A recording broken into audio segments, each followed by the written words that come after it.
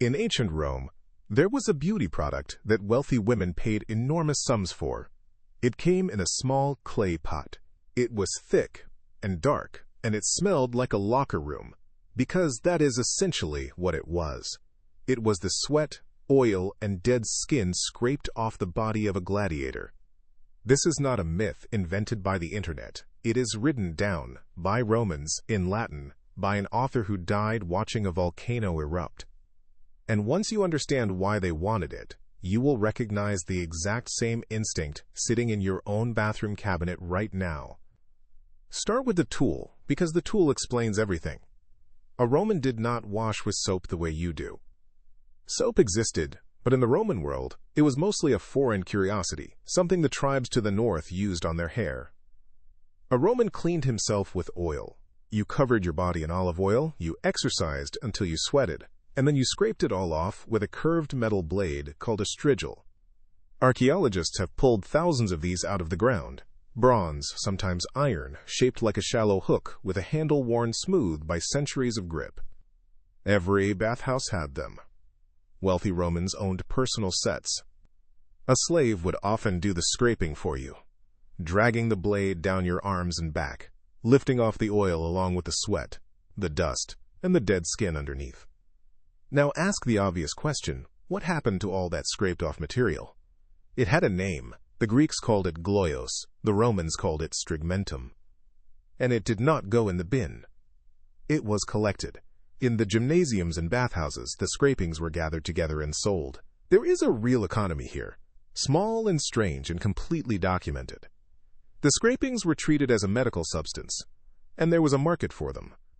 Our main witness is Pliny the Elder, a Roman naturalist who wrote an enormous encyclopedia called Natural History in the 1st century, and who later died getting too close to the eruption of Vesuvius because he wanted to observe it.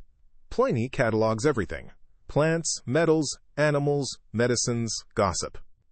And in his medical sections, the scrapings from bathhouses and wrestling schools appear as legitimate remedies. He describes them as warming, softening, dispersing. They were applied to inflamed joints, to swellings, to skin conditions, to places on the human body that do not belong in a beauty advertisement.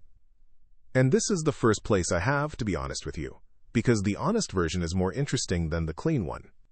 The popular story says gladiator sweat was sold in fancy shops as a luxury face cream and an aphrodisiac, that rich women rubbed it into their skin to become beautiful and desirable.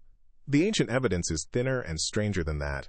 What the sources clearly show is that human scrapings were a medical commodity, that the substance from athletes and gladiators was considered especially potent, and that it was connected with vitality, virility, and sexual power in the Roman imagination. The glamorous cosmetics counter is a modern retelling.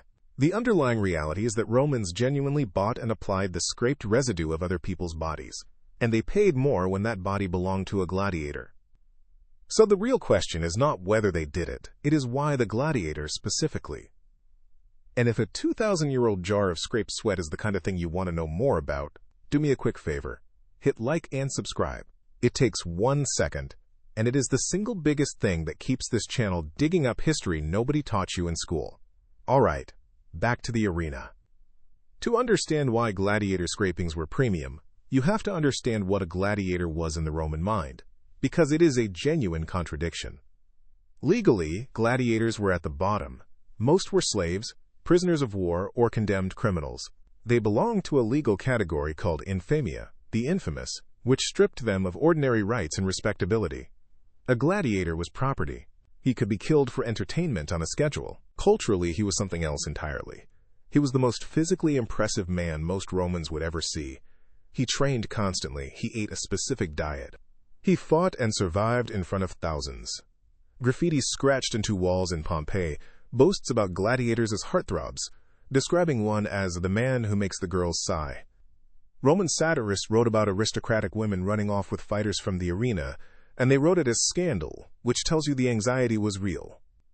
So you have a man who is legally nothing, and physically everything. A body overflowing with exactly the qualities Romans idealized: strength, endurance, courage under death. The Romans had a word for that bundle of qualities: virtus, manliness, valor, the essence of what made a man a man. And here is the logic that makes the whole thing click. If Virtus lives in the body and you scrape the surface of that body, then whatever comes off on the blade contains a little of it. That is not a joke. That is a coherent theory of how the world works, and versions of it appear in nearly every human culture. The anthropologist James Frazer, writing in the late 19th century, described what he called sympathetic magic, and one of its core principles is the law of contagion. Things that were once in contact continue to act on each other after they are separated. Touch transfers essence. A part carries the power of the whole. Under that rule, gladiator sweat is not disgusting. It is concentrated life force, harvested with a blade and sold by weight. And once you see the logic, the darker practice makes a terrible kind of sense. Because Romans did not stop at sweat. There is a well-documented Roman belief that the blood of a slain gladiator could cure epilepsy. Not metaphorically, people drank it. The medical writer Celsus, in his Encyclopedia of Medicine, describes the practice of drinking blood from the cut throat of a gladiator as a treatment for the falling sickness. Pliny mentions it too, and he is not neutral about it. He describes spectators rushing to drink the blood while it was still warm, and he expresses discomfort, noting that people treat as medicine what would horrify them in any other context. Think about the same logic running underneath. Epilepsy, to the ancient mind, looked like a man losing his strength, being seized and shaken and knocked down by something invisible. And what is the opposite of that? A gladiator, a body that does not fall. So you take the vitality directly from the source at the moment of death when it is supposedly most concentrated. And this belief did not die with Rome. When gladiatorial combat ended in the early 5th century, the practice migrated. For more than 1,000 years afterward, in various parts of Europe, the blood of executed criminals was sought as a remedy for epilepsy. People gathered at public executions with cups. The gladiator was gone. The theory outlived him by over a millennium. Now here is the twist in this story, and it is my favorite part. At exactly the same time Romans were drinking gladiator blood as magic, gladiators were also producing the greatest advance in real medicine of the ancient world. Around the year 157, a young Greek physician named Galen took a job as doctor to the gladiators of Pergamon. It was, on paper, a lowly post. In practice, it was the best anatomy education available anywhere on Earth. Roman religion and custom restricted the dissection of human bodies, so physicians largely worked blind, inferring human anatomy from animals. But a gladiator arriving with a deep wound was, in Galen's own framing, a window into the interior of the body. He could see muscle, tendon, organ, in a living person. Galen used those years to build a body of anatomical and surgical knowledge that dominated European medicine for the next 1,400 years. He reportedly kept his fighters alive at a remarkable rate, and he learned to treat wounds in ways no one else could. So the same arena produced both things at once. Superstition sold in a jar, and real science learned from an open wound. Standing in the same room, from the same bodies, at the same time. And the superstition was not even the most dangerous thing in a Roman woman's cosmetics collection, because the actual beauty products of the era were often genuinely poisonous. The most prized pale complexion was achieved with cerussa, white lead, applied directly to the face. Romans also used compounds of mercury and antimony for coloring. Pliny himself notes that white lead is a poison. They used it anyway because it worked, because it was fashionable, and because the damage was slow and the effect was immediate. Which puts the scrapings in perspective. Rubbing gladiator gloyos on your skin was strange. It was probably useless, but it was almost certainly less harmful than the lead-based foundation sitting next to it on the same table. So why did any of it feel convincing? Why does a substance from a strong body seem like it should make you strong? Because that intuition is still running inside you, and it has been measured. The psychologist Paul Rozin spent decades studying what he called magical contagion in modern people. His experiments are simple and unsettling. Ask ordinary, educated adults in a laboratory to put on a clean, freshly laundered sweater. Then tell them it was once worn by someone with a disease, or by a person considered morally repugnant.